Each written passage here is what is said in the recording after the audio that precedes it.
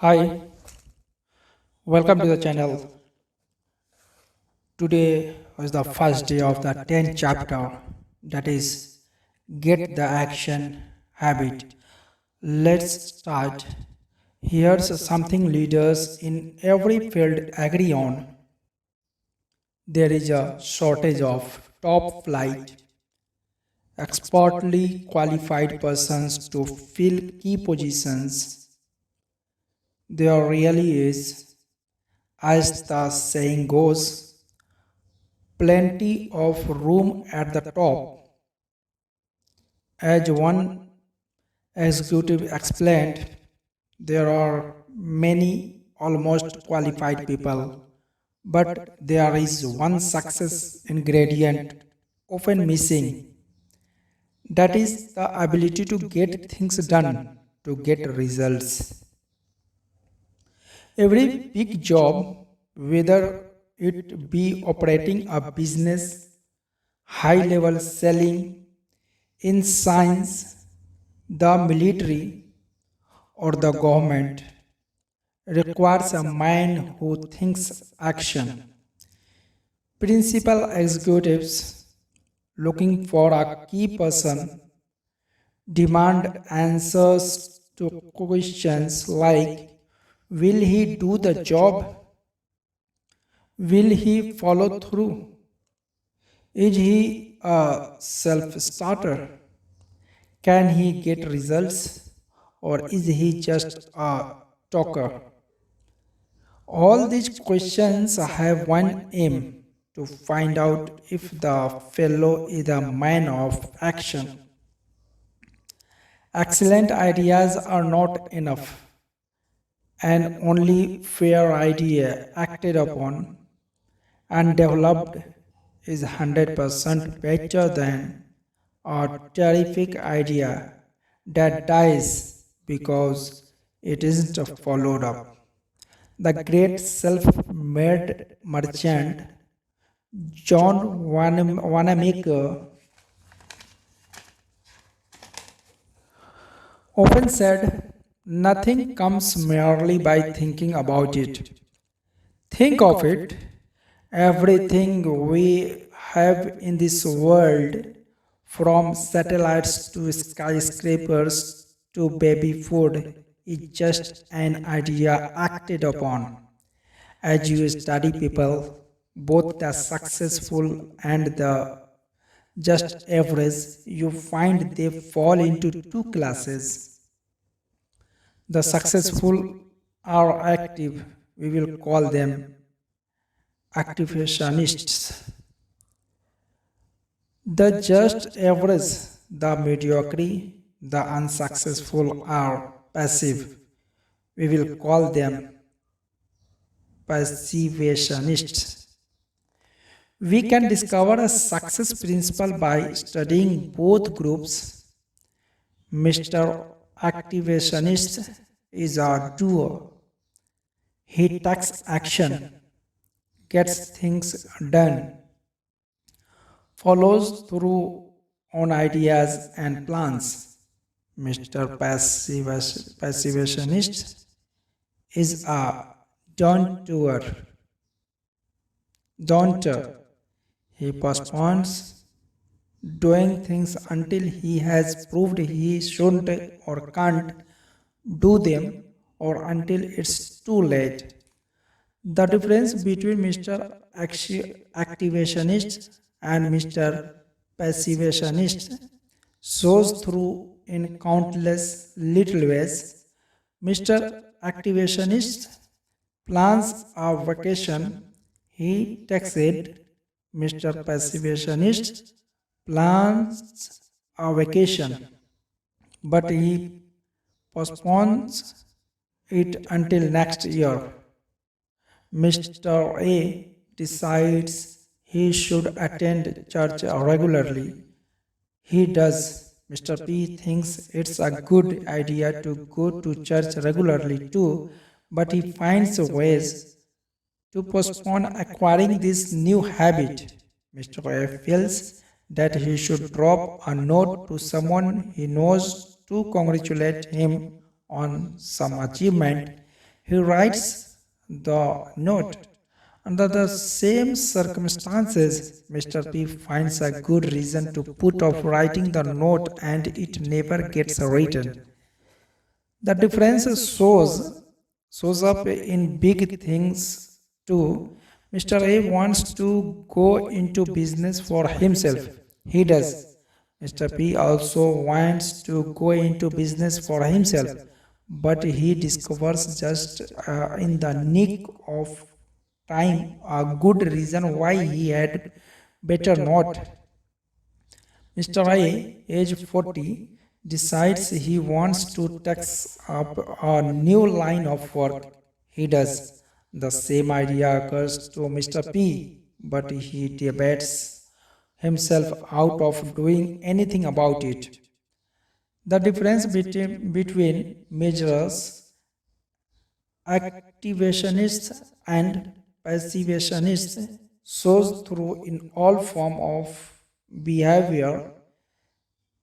Mr. A gets the things done he wants done, and as byproducts, he gains confidence, a feeling of inner security, self reliance, and more income. Mr. P doesn't get the things done he wants done because he won't act. As byproducts, he loses confidence in himself, destroys his self-reliance, lives in mediocrity. Mr. Activationist does. Mr. Passivationist is going to do but doesn't. Everyone wants to be an activationist. So let's get the action habit. A lot of passivationists got that way because they insisted on waiting until everything was 100% favorable before they took action. Perfection is highly desirable, but nothing man made or man designed is or can be absolutely perfect. So, to wait for the perfect set of conditions is to wait forever. Below are three case histories which shows how three persons reacted to conditions. Case number 1. Why GN Hunst married. Mr. GN is now in his late 30s, well educated, works as an accountant, and lives alone in Chicago. GN's big desire is to get married. He wants love, companionship, a home, children, the works. GN has been close to marriage once he was only one day away, but each time he has been near marriage, he discovers something wrong with the girl he is about to marry. Just in the time before I made an awful mistake. One instance stands out. 2 years ago, GN thought he finally had met just the right girl. She was attractive, pleasant, intelligent, but GN had to be absolutely sure that marriage was the right thing. As they were discussing marriage plans on one evening, the future Mrs. GN made a few remarks which bothered GN. So, to make certain he was marrying the right girl, GN drew up a 4-page document of stipulations she was to agree to before they got married. The document, neatly typed and looking very legal, covered every segment of living GN could think of. There was one section of religion, what church they would go to, how often they would attend, how much they would donate. Another section covered children, how many, and when.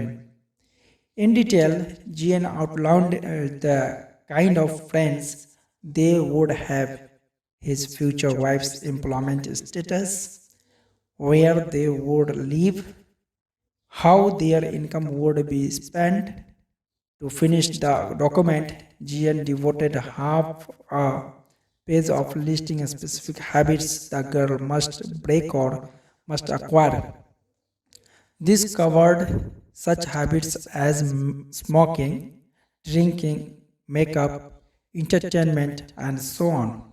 When Jian's prospective bride reviewed his ultimatum, she did what you would expect. She sent it back with a note saying the usual marriage clause, for better or for worse, is good enough for everyone else, and it's good enough for me. The whole thing is off. As Gian was relating his experience to me, he said worriedly, now, what was so wrong in writing out this agreement? After all, marriage is a big step. You can't be too careful. But Gian was wrong.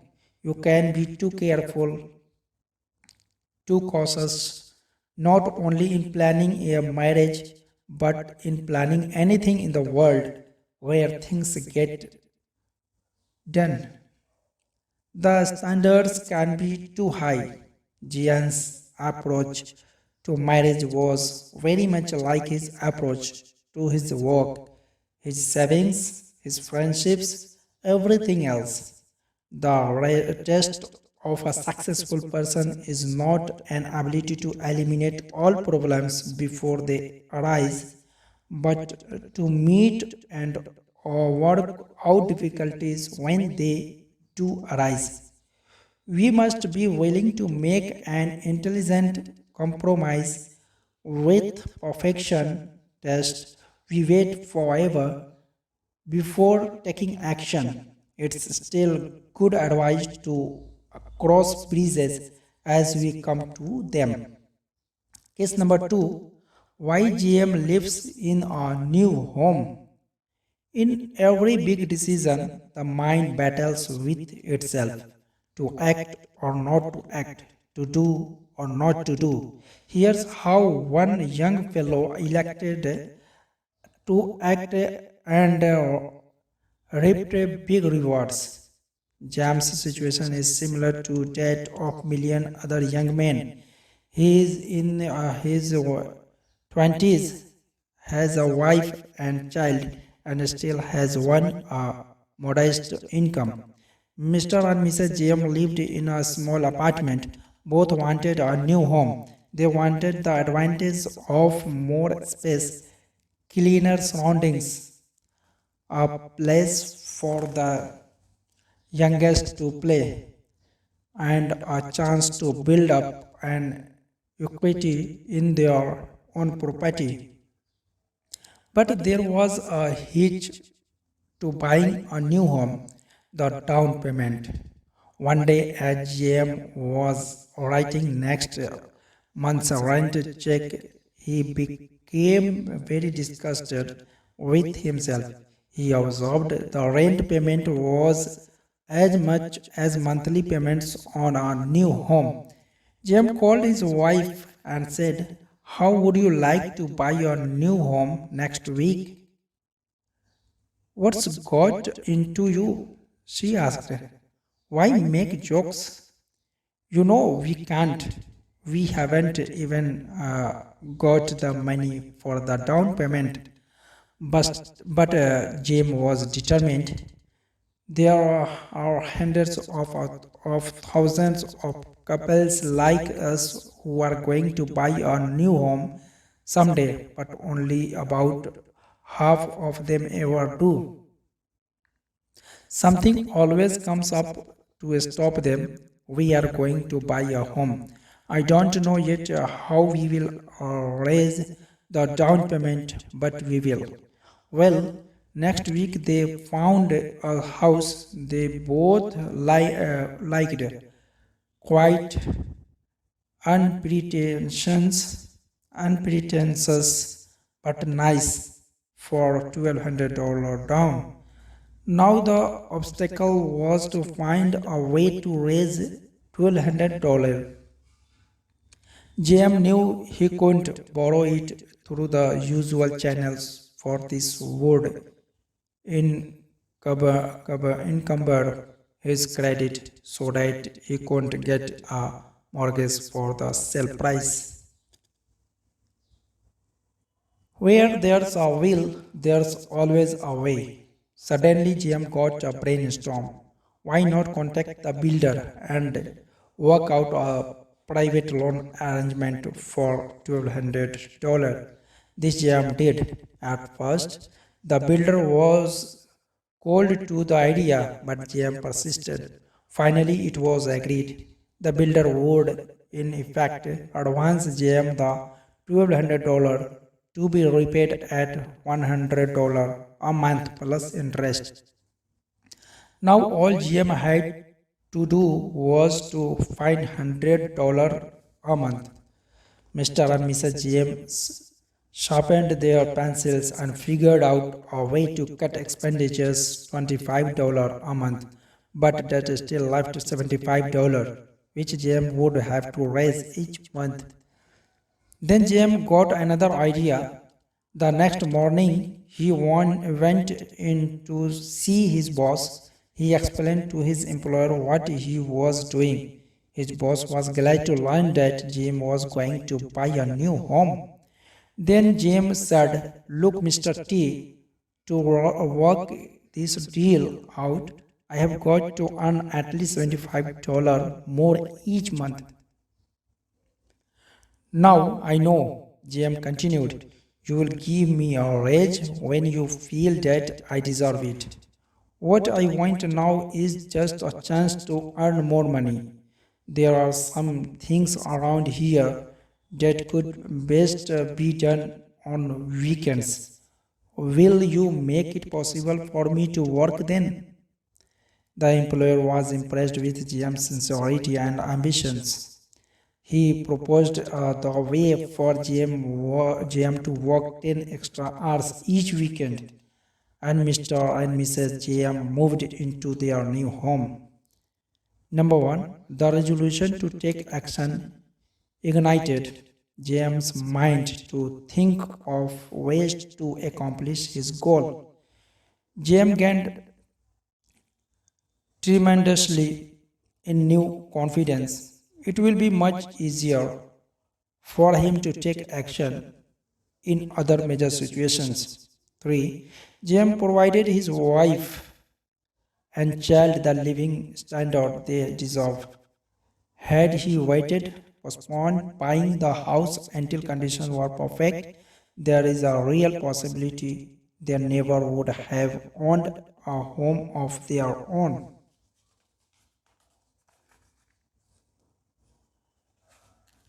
Case number 3. CD wanted to start his own business, but Mr. CD represents another case of what happens to big ideas when one waits until conditions are perfect, but before taking action on those ideas. Shortly after World War II, CD got a job with the Customs Division of the US Post Office Department.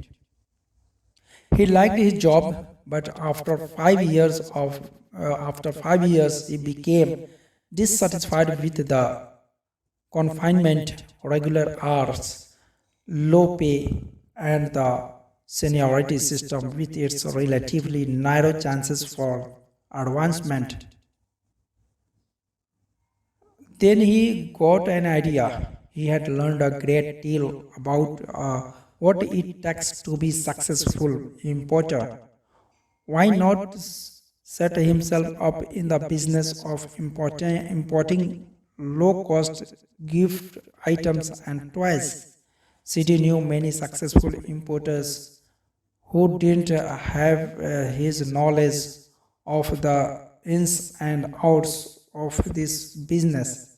It's been 10 years now since CD decided he wanted to go into business for himself, but today he is still working for the custom office.